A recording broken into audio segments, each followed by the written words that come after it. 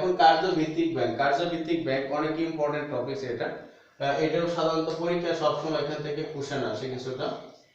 আমরা আজকে আলোচনা করব কার্যভিত্তিক ব্যাংকের ক্ষেত্রে কেন্দ্রীয় ব্যাংক কাকে বলা হয়। এখন ফার্স্টে জানতে হবে কেন্দ্রীয় ব্যাংক কে পরিচালনা করে।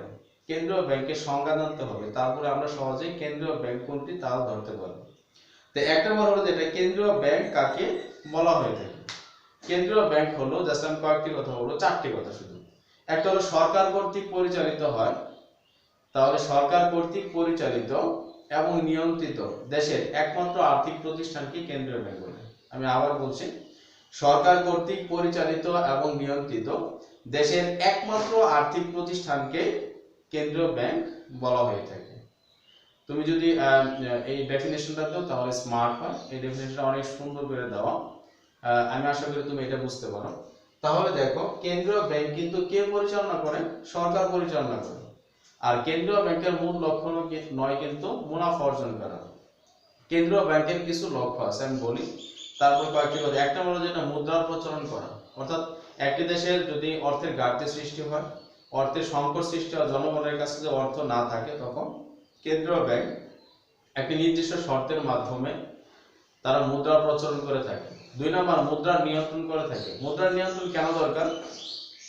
আমরা জানি অশুভ প্রতিযোগিতা কোনো দেশের জন্য মঙ্গলকর নয়। অর্থাৎ মুদ্রাস্ফীতি যখন বেড়ে যাবে, তখন আলটিমেটলি একটি পণ্যের দাম অটোমেটিকলি অনেক বৃদ্ধি পাবে, তখন আলটিমেটলি অর্থের মূল্য আস্তে আস্তে কমে যাবে। এতে করে অশুভ প্রতিযোগিতা সৃষ্টি হবে আর মানুষের ক্রয় ক্ষমতা আস্তে আস্তে কমে যাবে। যাদের টাকা আছে তারা অনেক ক্রয় করতে পারবে, যাদের টাকা নেই তারা ক্রয় ক্ষমতা হারাবে। এতে করে একটি দেশের বৈষম্য, মানুষের ভিতরে ভেদাভেদ সৃষ্টি হবে, যার কারণে যেটা একটি দেশের জন্য কখনোই ভালো না, দেশের জন্য হুমকি স্বরূপ।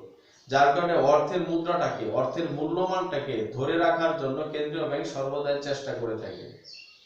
তৃতীয় নাম্বার হলো যেটা অন্যান্য সকল ব্যাংকের পরিচালনা করে থাকে। অর্থাৎ বাংলাদেশের যতগুলো ব্যাংকিং সেক্টর আছে, যতগুলো ব্যাংক আছে, সবগুলো ব্যাংকের শাখা প্রশাখা প্রতিষ্ঠা করার ক্ষেত্রে এই কেন্দ্রীয় ব্যাংকের অনুমোদন নিতে হয়। আর কেন্দ্রীয় ব্যাংক সাধারণত ব্যাসেল 2 যেটাকে বলা হয় থাকে, এই ব্যাসেল 2 এর নিয়ম নীতিগুলো অ্যাপ্লাই করে থাকে। একটি ব্যাংক কিভাবে পরিচালনা হবে, কি পরিমাণ টাকা জনগণকে ঋণ দিতে পারবে, কি পরিমাণ টাকা কেন্দ্রীয় ব্যাংকে জমা রাখতে হবে, যাকে সিআরআর এবং এসএলআর বলা হয় থাকে। এইভাবে জাস্ট কেন্দ্রীয় ব্যাংক অন্যান্য ব্যাংকের মাপদড়ি করে থাকে, মুরব্বী হিসেবে কাজ করে থাকে। আর আছে যেমন ঋণদানের শেষ আশ্রয়স্থল হিসেবে কেন্দ্রীয় ব্যাংক কাজ করে। অর্থাৎ একটা বাণিজ্যিক ব্যাংক যখন তাদের চলতি অর্থের ঘাটতি সৃষ্টি হয়, অর্থাৎ জনগণ টাকার জন্য আসছে কিন্তু তার কাছে টাকা নেই, এই অবস্থায় কেন্দ্রীয় ব্যাংক তাদেরকে যখন সে বাণিজ্যিক ব্যাংক অন্য কোনো ব্যাংকের কাছে অর্থ না পাচ্ছে, কোনো উৎস থেকে অর্থ না নিতে পারছে, তখন ঠিক কেন্দ্রীয় ব্যাংকের কাছ থেকে ঋণ নিয়ে থাকে। এই জন্য তাকে ঋণদানের শেষ আশ্রয়স্থল বলা হয়ে থাকে। এইভাবে কেন্দ্রীয় ব্যাংক একটি দেশে অর্থনৈতিক উন্নয়ন করে থাকে, সরকারের দায়িত্ব পালন করে থাকে, বিভিন্ন পরামর্শ দিয়ে থাকে। তারপরে অন্যান্য ব্যাংক কিভাবে পরিচালিত হবে, নিয়ন্ত্রিত হবে, সবকিছুই দিক নির্দেশনা কেন্দ্রীয় ব্যাংক দিয়ে থাকে এবং অন্যান্য ব্যাংকের তদারকি করেও থাকে, যাতে করে জনগণ কোনোভাবেই প্রতারিত না হয় এবং জনগণের কোনোভাবেই ক্ষতিগ্রস্ত না হয়। একটি দেশের অর্থনৈতিক উন্নয়নের ক্ষেত্রে তদারকি হিসেবে, মুরব্বী হিসেবে কেন্দ্রীয় ব্যাংক কাজ করে থাকে। আর কেন্দ্রীয় ব্যাংক আরেকটি কাজ করে, সেটা হলো মুদ্রা বাজার নিয়ন্ত্রণ করে থাকে। এটা কেন্দ্রীয় ব্যাংক সর্বদা এই কাজটি করে থাকে। আর বাংলাদেশের কেন্দ্রীয় ব্যাংকের নাম হলো বাংলাদেশ ব্যাংক। বিশ্বের প্রত্যেকটি দেশেই কেন্দ্রীয় ব্যাংক আছে। সর্বপ্রথম যে কেন্দ্রীয় ব্যাংকটি প্রতিষ্ঠিত হয়েছিল সেটি ইংল্যান্ডে। ব্যাংকটির নাম হলো ব্যাংক অফ ইংল্যান্ড। আমি গতকালকে আলোচনা করেছি। এটি 1694 সালে প্রতিষ্ঠিত। আর এটি সর্বপ্রথম কেন্দ্রীয় ব্যাংক নামে প্রথম ব্যাংক হিসেবে আত্মপ্রকাশ ঘটেছিল। আর বাংলাদেশ স্বাধীনতার 1972 সালে বাংলাদেশে কেন্দ্রীয় ব্যাংক প্রতিষ্ঠিত হয়েছিল। সো আমরা কেন্দ্রীয় ব্যাংক সম্পর্কে সহজে ধারণা নিতে পারছি। আমরা এখন শিখব বাণিজ্যিক ব্যাংক কাকে বলা হয়। বাণিজ্যিক ব্যাংক বলতে বলছে যে, আমরা জানি বাণিজ্য বলতে কি বোঝায়, মুনাফা অর্জন করা। অর্থাৎ যে সকল ব্যাংক মুনাফা অর্জনের জন্য জনগণের কাছ থেকে স্বল্প সুদের হারে ঋণ নিয়ে থাকে, অর্থাৎ ঋণটা বিভিন্ন হিসাবের মাধ্যমে নিয়ে থাকে, যেমন চলতি হিসাব, সঞ্চয়ী হিসাব এবং স্থায়ী হিসাব, এই তিনটি হিসাবের মাধ্যমে জনগণের কাছ থেকে ঋণ নিয়ে থাকে এবং সে অর্থগুলো আবার অধিক সুদের হারে বিভিন্ন আর্থিক প্রতিষ্ঠানে ঋণ দিয়ে থাকে। এইভাবে কি করে থাকে বাণিজ্যিক ব্যাংক তারা প্রফিট বা মুনাফা অর্জন করে থাকে। যেমন আমি যদি একটা উদাহরণ দেই তাহলে তুমি সহজেই বুঝতে পারবে একটা ব্যাংক কিভাবে কাজ করে থাকে। দেখো তোমরা, ব্যাংক সাধারণত সর্বপ্রথম আমরা একটু মুছে দিচ্ছি। দেখো এখানে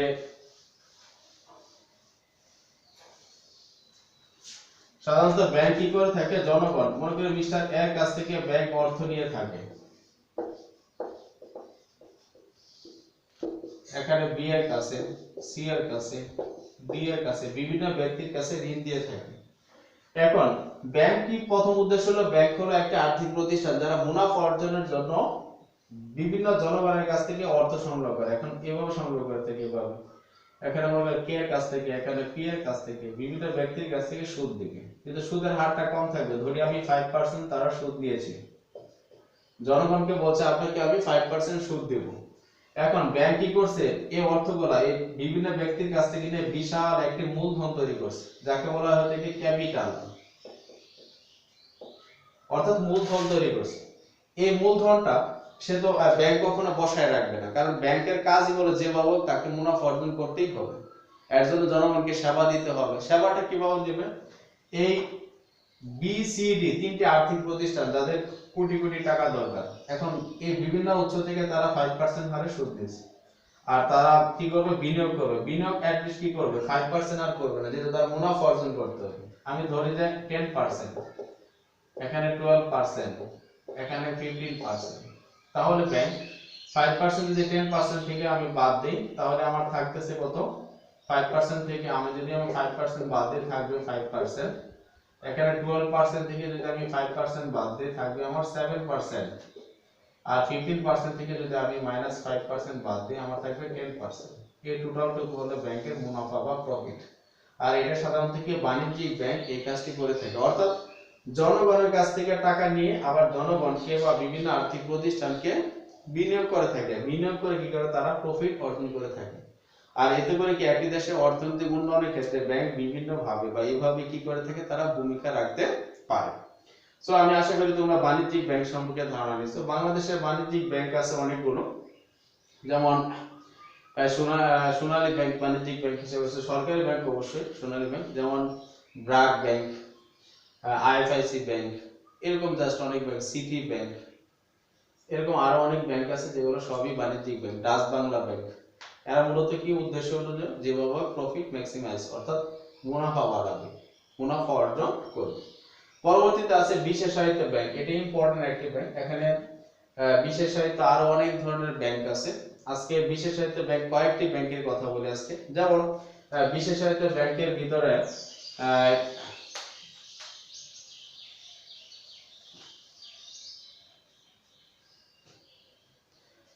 যেমন আমরা বিশেষায়িত কয়েকটি ব্যাংকের যদি নাম দেখতে চাচ্ছি তাহলে এক নম্বর আসছে আমাদের যেমন শিল্প ব্যাংক। শিল্প ব্যাংকের ক্ষেত্রে আমাদের কোন ধরনের ব্যাংকে শিল্প ব্যাংক বলে, যে সকল ব্যাংকগুলো সাধারণত শিল্প খাতে উন্নয়নের জন্য ঋণ দিয়ে থাকে। এখন এই ঋণটা মধ্যমেয়াদী বা দীর্ঘমেয়াদী দুটি দিতে পারে। তাহলে বাংলাদেশে যদি বিশেষায়িত ব্যাংক, এই বিশেষায়িত ব্যাংকের ভিতরে একটি আসছে শিল্প ব্যাংক, শিল্প ব্যাংক, কৃষি ব্যাংক,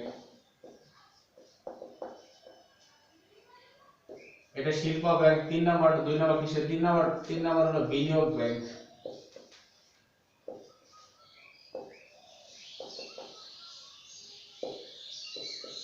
বিনিয়োগ ব্যাংক হয়ে থাকে। তারপর আছে সমবায় ব্যাংক,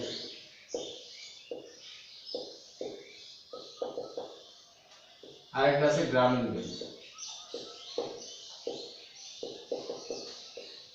এই সকল ব্যাংকগুলো কি বিশেষায়িত ব্যাংক। কেন শিল্প ব্যাংক কেন বিশেষায়িত ব্যাংক হয়েছে, আমাদের ধারণা থাকতে হবে যে শিল্প ব্যাংকটা হলো এমন এক ধরনের ব্যাংক যেটা শুধু শিল্প খাতের জন্য বা শিল্প খাতের উন্নয়নের জন্য বিনিয়োগ করে থাকে।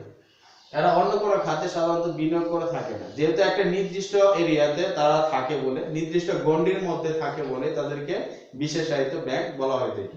বাট এই সকল ব্যাংক সব জায়গায় প্রায় কাজ করে থাকে, বাট বিশেষায়িত ব্যাংক সব জায়গায় কাজ করবে না। সাধারণত শিল্প খাতের উন্নয়নের জন্য বিভিন্ন অবকাঠামোর ক্ষেত্রে, বিভিন্ন স্ট্রাকচারস এগুলো তৈরি করার ক্ষেত্রে সাধারণত একটি দেশের শিল্পকে আরো ত্বরান্বিত করার জন্য, উন্নয়নের জন্য এই ব্যাংকগুলো কাজ করে থাকে। 2 নম্বর বলছে কৃষি ব্যাংক।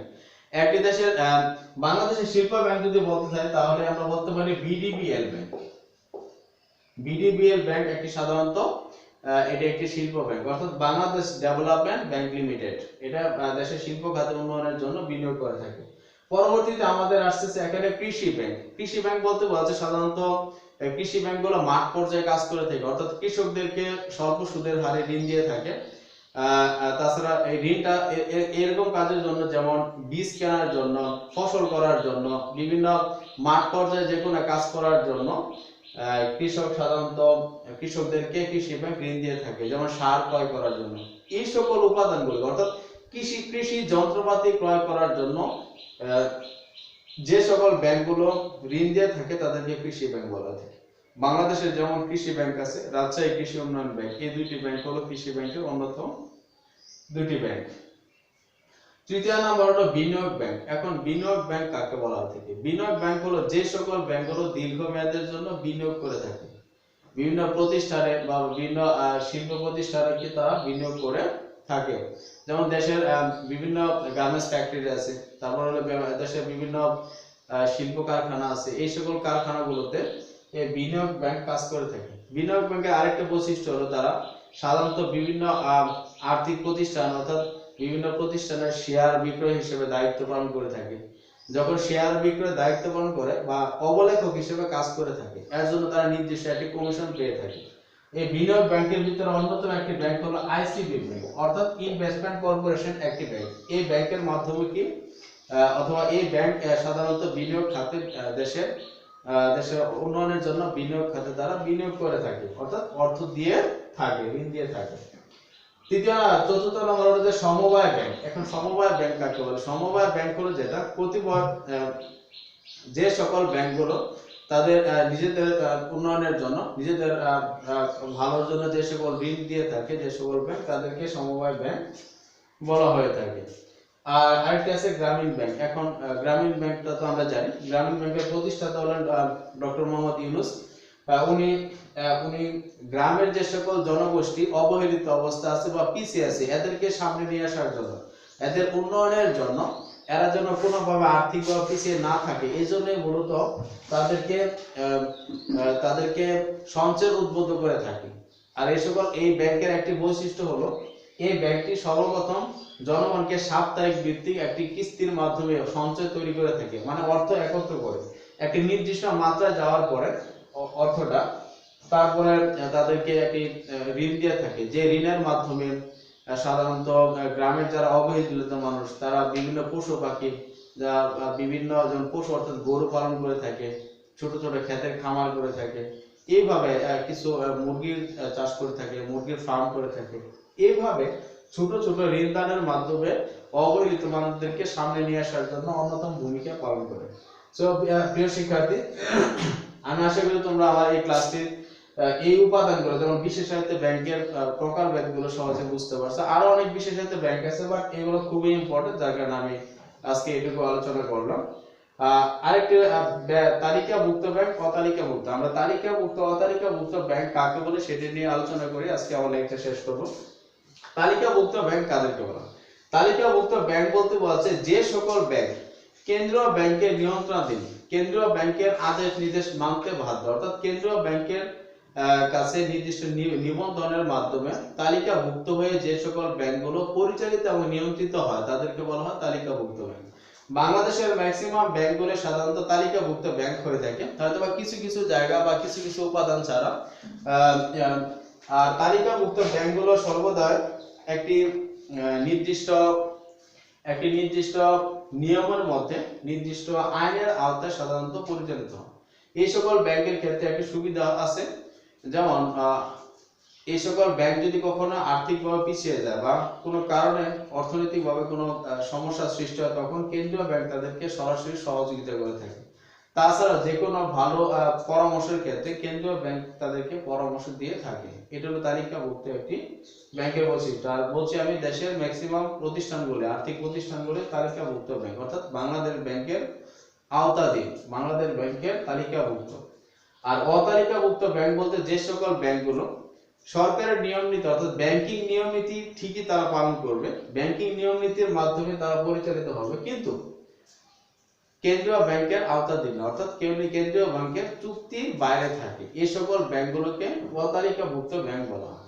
এই সমস্ত ব্যাংকের ক্ষেত্রে কিছু অসুবিধা আছে, যেমন কোনো অর্থনৈতিক ভাবে বিপর্যয় পড়লে, কোনো অর্থনৈতিক বা ঘাটতি সৃষ্টি হলে, তারও ঘাটতি সৃষ্টি হলে তখন অতালিকাভুক্ত ব্যাংকগুলো কেন্দ্রীয় ব্যাংকের পরামর্শ অথবা অর্থনৈতিক কোনোটাই সহযোগিতা পাবে না। এই সমস্ত ব্যাংকগুলোকে অতালিকাভুক্ত ব্যাংক বলে। বাংলাদেশে এরকম অতালিকাভুক্ত ব্যাংক আছে যেমন 5টি, তার ভিতরে যেমন গ্রামীণ ব্যাংক একটি, তারপরে আছে আনসার বিডিবি ব্যাংক আছে, হ্যাঁ, কর্মসংস্থান ব্যাংক। তো এরকম এই সকল ব্যাংকগুলো অতালিকাভুক্ত ব্যাংক। সো আমি আশা করি তোমরা যে কথাগুলো আমি বলেছি আজকে, এই কথাগুলো তুমি ধরে রাখতে পারলে তুমি ব্যাংকের মোটামুটি ম্যাক্সিমাম প্রকারভেদগুলো, ম্যাক্সিমাম উপাদানগুলো তুমি সহজে অ্যান্সার করতে পারবে যদি কোনো কোশ্চেন এসে থাকে। সো তোমরা